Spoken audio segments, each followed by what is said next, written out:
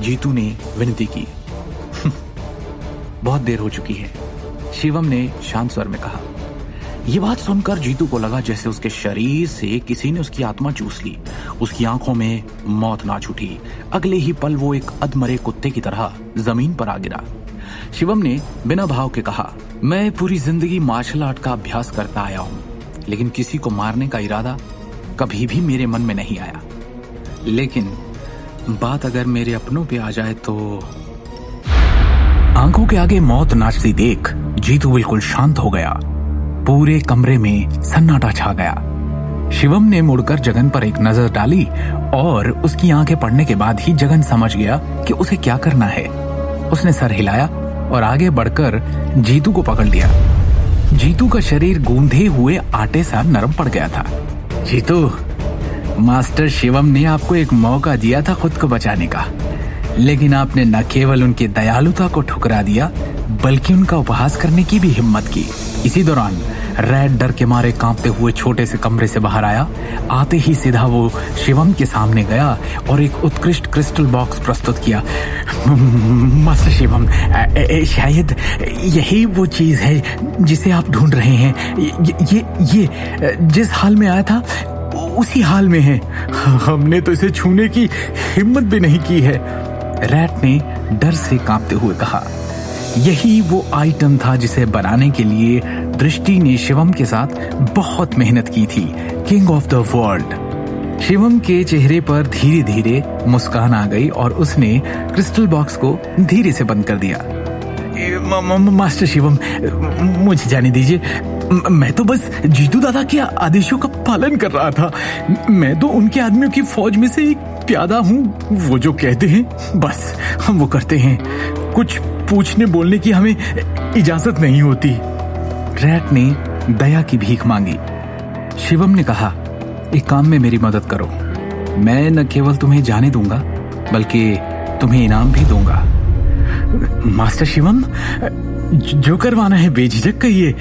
कोई फर्क नहीं पड़ता कि आप मुझे क्या करवाते हैं। मैं निश्चित रूप से इसे बिना किसी असफलता के पूरा करता हूँ।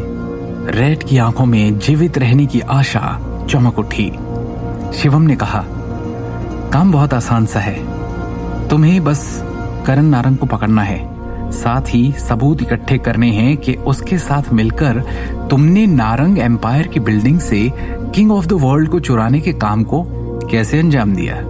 जब सही समय आएगा तो तुम्हें बस करण नारंग के खिलाफ गवाही देनी होगी। बस इतना सा काम? ये तो मैं तुरंत कर दूंगा मास्टर शिवम, कोई दिक्कत नहीं। रैट ये महसूस करने के बाद तुरंत सहमत हो गया कि काम वास्तव में कितना आसान था। मास्टर शिवम, आप निश्चिंत रहिए, मैं करण नारंग से सब कुछ कबूल करवा लूंगा। पहली बात तो ये प्लान उसी का था, रैट ने गंभीरता से कहा। मेरे पास अभी भी उसके साथ मेरी बातचीत की रिकॉर्डिंग है, जिसे निश्चित रूप से सबूत के रूप में इस्तेमाल किया जा सकता है। शिवम ने थोड़ा सिर हिलाया। बहुत अच्छे। काम हो जाने के बाद तुम्हें तुम्हारे हरियाणा में एक पद भी दिया जाएगा। Thank you master Shivam, very very thank you. Rat उत्साह से झुक गया। हाँ, एक बात और है, शिवम ने कुछ सोचते हुए कहा और अपनी निगाहें घुमाई। आज रात यहाँ जो भी हुआ सुनिश्चित करना कि वो किसी को पता न लगे। शिवम ने आदेश दिया। अगर कोई इसके बारे में कुछ भी लीक करता है तो मैं ये सुनिश्चित करूंगा कि फिर वो कभी कुछ कहने लायक ना बचे। शिवम की आवाज शांत कारखाने में गूंज रही थी। पूरा हरियाणा मैं तुम्हारे हाथों में सौंपता हूं पूरी। मास्टर शिवम, आपका हुक्म सर आंखों पर, जगन ने अत्यंत सम्मान के साथ कहा। 3 दिनों के भीतर मैं हरियाणा में सब कुछ संभाल लूंगा और जीतू दादा की सभी ताकतों को अपने नियंत्रण में ले लूंगा। मैं सुनिश्चित करूंगा कि आपके लिए पूरे हरियाणा की अच्छी तरह सफाई हो जाए। अगले दिन सुबह सुबह शिवम और दृष्टि छतरपुर से सिटी सेंटर में रॉयल कमर्शियल स्काई स्क्रैपर की ओर रवाना हुए। रजत मलिक का पूरा ध्यान ड्राइविंग पर केंद्रित था। शिवम कार की पिछली सीट पर अपनी आंखें बंद करके आराम कर रहा था। दूसरी ओर दृष्टि आज के दिन को लेकर बेहद चिंतित दिख रही थी। शिवम, तुमने कल रात क्या किया? दृष्टि ने अचानक पूछा। शिवम ने धीरे से अपनी आंखें खोली और मुस्कुराते हुए कहा, इस सवाल का मैं ये मतलब समझूं कि तुम्हें मेरी फिक्र होने लगी है। दृष्टि ने झुंझलाकर शिवम को देख अपनी आंखें घुमाई।